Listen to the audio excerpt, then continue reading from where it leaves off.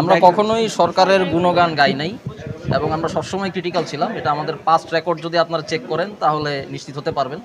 এবং আমরা সবসময়ই রাজপথে ছিলাম, রাজপথে থাকবো। সেজন্যই কিন্তু আমরা আমাদের যে স্টাইল সেটা কিন্তু পরিবর্তন করিনি ৫ আগস্টের পরবর্তী সময়, এবং সেভাবেই আমরা আছি।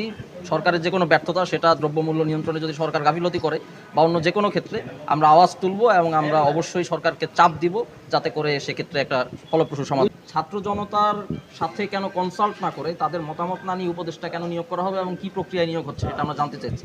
কারণ আপনারা জানেন যে বর্তমানে দলীয় কোনো সরকার নেই, তাই দলীয় কোনো ফোরামে আলাপ আলোচনা করে সিদ্ধান্ত নেওয়ার কোনো অবকাশ নেই। আবার একই সাথে বর্তমানে সংসদীয় সরকারও নেই, তাই সংসদে আলাপ আলোচনা করেও কিন্তু আসলে মন্ত্রী পরিষদ নির্ধারণের সুযোগ নেই।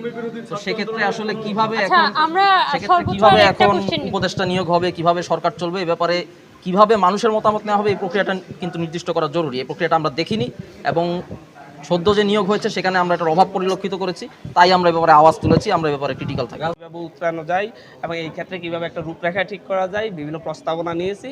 এই প্রস্তাবনা নিয়ে আমরা সামনের দিনে কাজ করব এবং হচ্ছে এই প্রস্তাবনাটা আমরা ফাইনাল করব। ফাইনাল করে আমরা 10 দিনের মধ্যে একটা রূপরেখা আমরা তুলে ধরবো বলে আমরা আলোচনায় সিদ্ধান্ত নিয়েছি।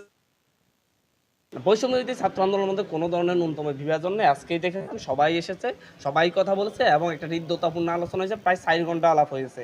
সারা তারা এখানে এসেছে কোনো ধরনের অভিযোগ নিয়ে না, অনুযোগ নিয়ে না, সকলে এখানে এসেছে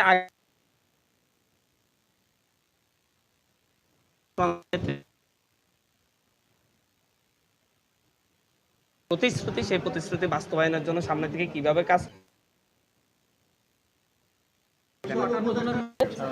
সারা দেশ থেকে একদিনের নোটিশে আপনার এখানে প্রায় 80 জনের উপরে এখানে এসেছে। আপনি যেটা বলেছেন আমাদের এখানে প্রায় 80 জনের উপর উপস্থিত ছিল। আমরা মনে হয় এটা লিস্টেড করেছি প্রায় 88 জনের মতো ছিল, 88 জন কি 87 জন। তো হচ্ছে এখানে অধিকাংশ এসেছে। বিভিন্ন জন যারা আসতে পারে নাই তারা আমাদেরকে জানিয়েছে কারো পরীক্ষা আছে, কারো দূরের জায়গা থেকে আসা সম্ভব হয় নাই, যেহেতু আমরা গত রাতে নোটিশ দিয়েছি। ভবিষ্যতে আমাদের এই সম্মেলনের মধ্যে যে মিটিংগুলো হবে সেটা আমরা 2-3 দিন আগে জানাবো আর কি।